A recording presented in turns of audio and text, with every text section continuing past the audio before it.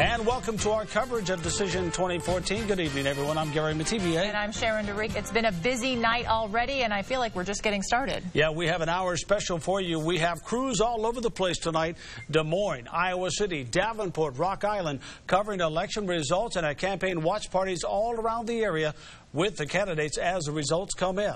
Let's get a quick look at some of the big races we are following right now tonight. This is the big one, U.S. Senate seat from Iowa. All eyes in the country have been watching this race, with 18% reporting Bruce Braley, the incumbent.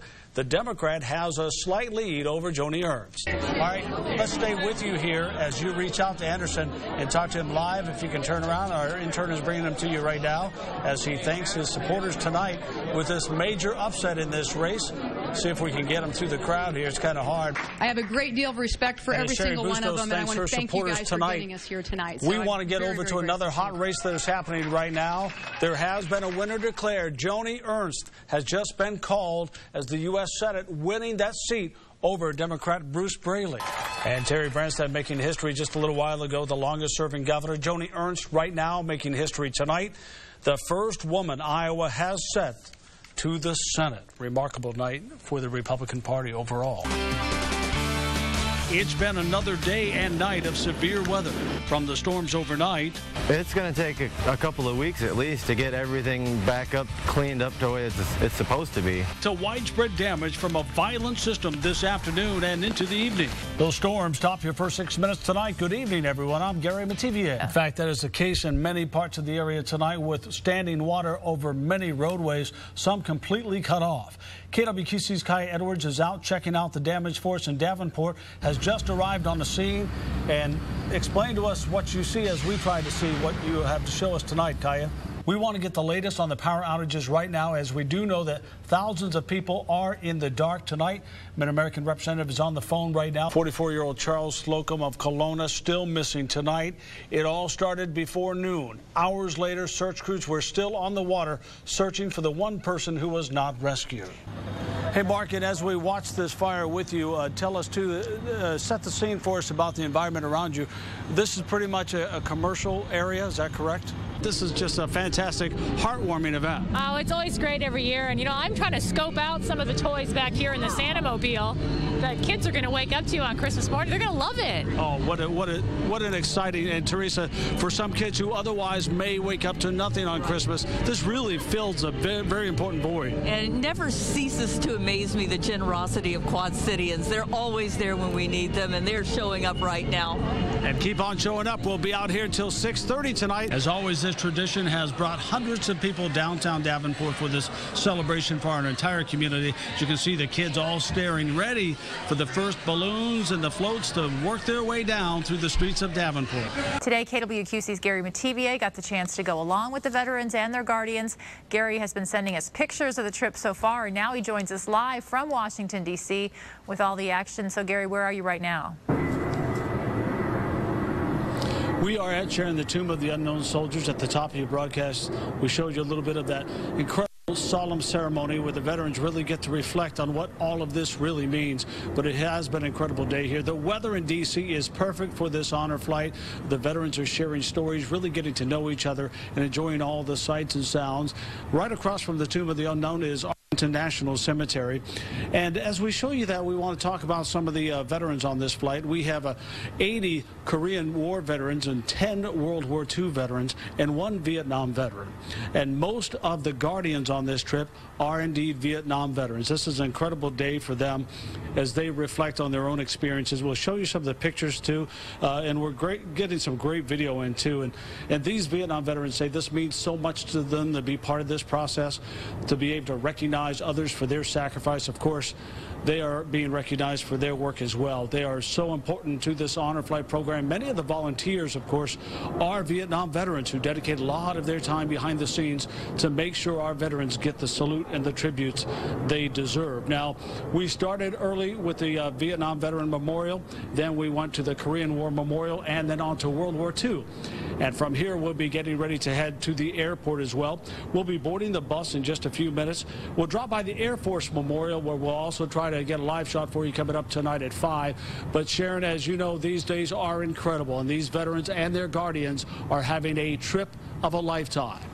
Live with the honor flight of the Quad Cities in Washington, D.C., I'm Gary Metivier. Sharon, back to you.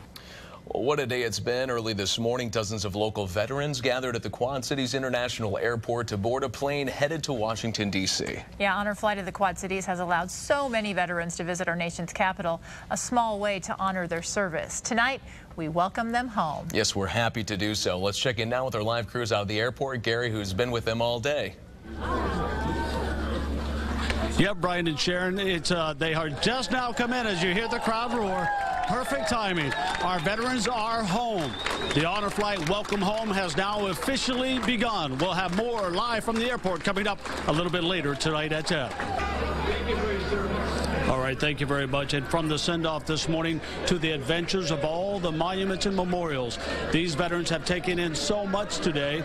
Photographer Kevin Core gives us just a glimpse of all this day has had to offer.